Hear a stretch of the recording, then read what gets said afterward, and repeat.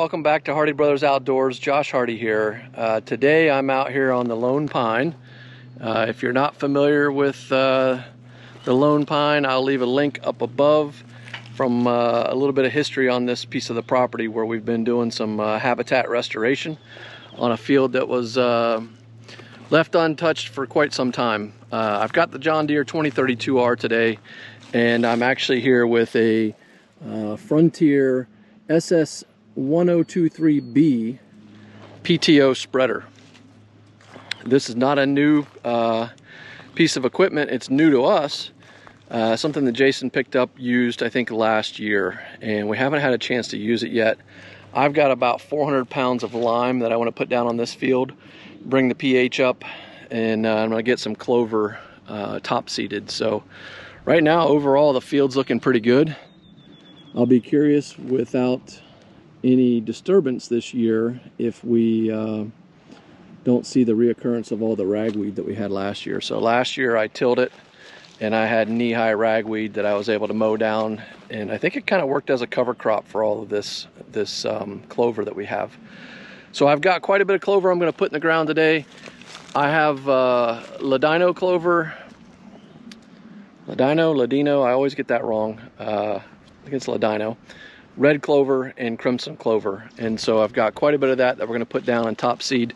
I've got a fair bit of bare areas here. As you can see up the hill, it gets a lot more lush. And I think I started my seeding up there last time. And then I'll work back down the hill here. So we've got a real nice area here surrounded by white oaks. As I was getting off the tractor and getting ready, I could hear something running around in the leaves. I thought it was just some squirrels or turkey, and it ended up being a deer that kind of skirted out around behind me here. So it's not uncommon for us to be out here working and see deer. Around the Lone Pine, there's a lot of really good habitat in the area. So we'll continue to bring this up.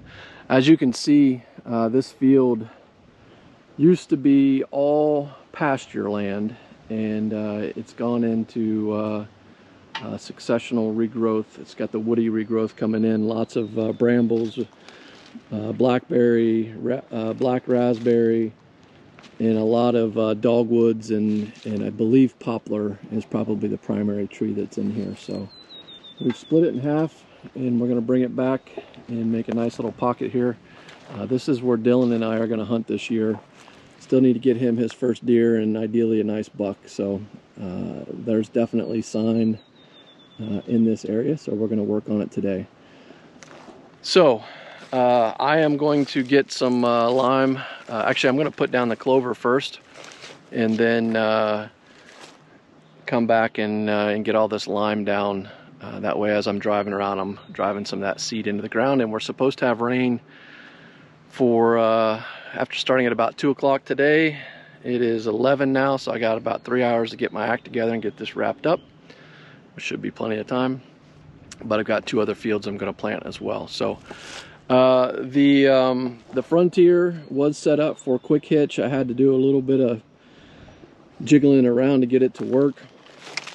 It's in pretty good shape, and I think the biggest challenge here is going to be just trying not to fling everything so far, since I'm on a narrow strip here.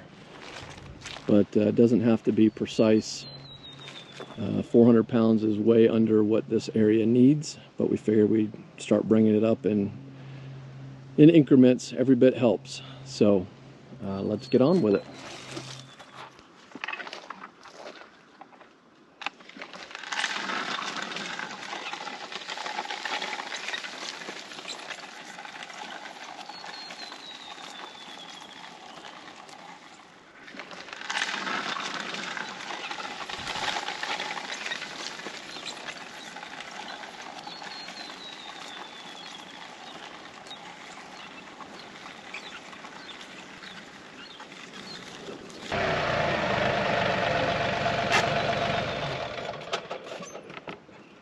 Okay, it's time to start spreading lime, and this thing's kind of already set. It looks like the previous owner had to modify it to keep it from closing on itself. So I'm going to go with whatever his settings have, which means I'm going to have to be really careful. I think what I'll do is put in 2 bags of lime back down the hill, start up the hill, see how that goes. And there's really, I don't know yet how quickly this is going to pour out, so if I have to adjust it, I may have to go get some tools. There seems to be a permanent setting put on there. So I'm not going to mess with the adjustments. I'll show what adjustments are on there based on what's left of the labels, because it is a little bit rusted. But we're going to give it a go here with the bags that we have. See how it does.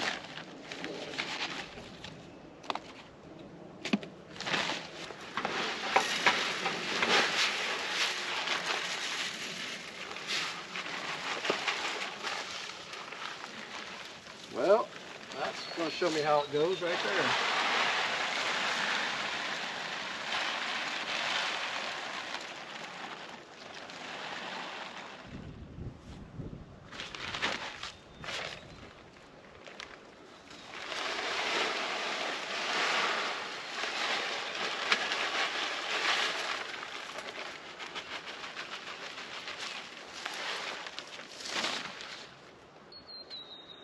I don't think this is going to work too well.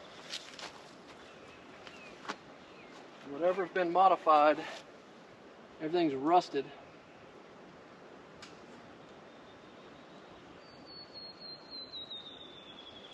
Let's see if I can even move without dumping all of it.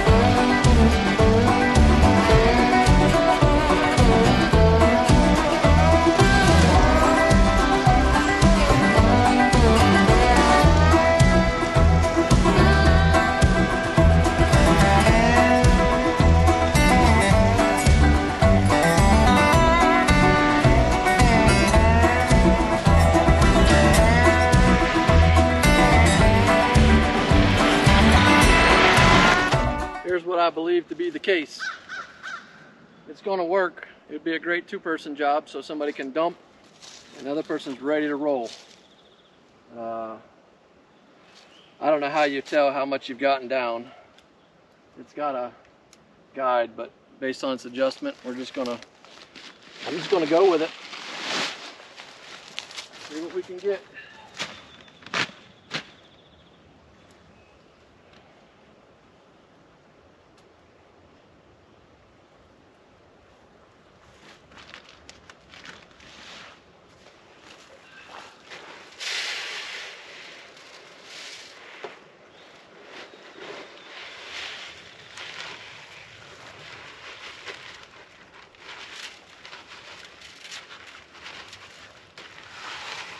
It's like once it kind of fills the void, it'll stop pouring until you move.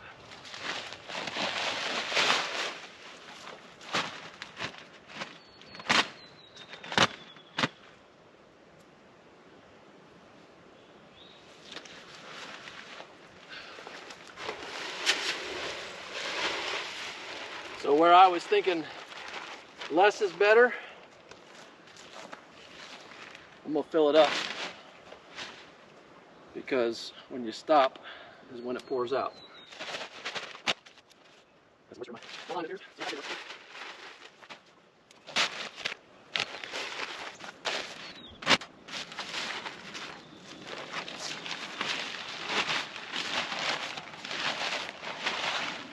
That's 5 on top of the partial. That leaves me with 2, 4, 6, 7.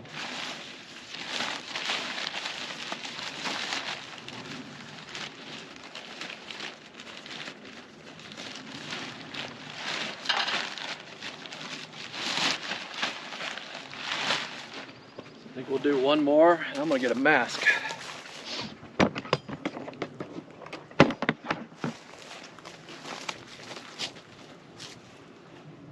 breathing that stuff.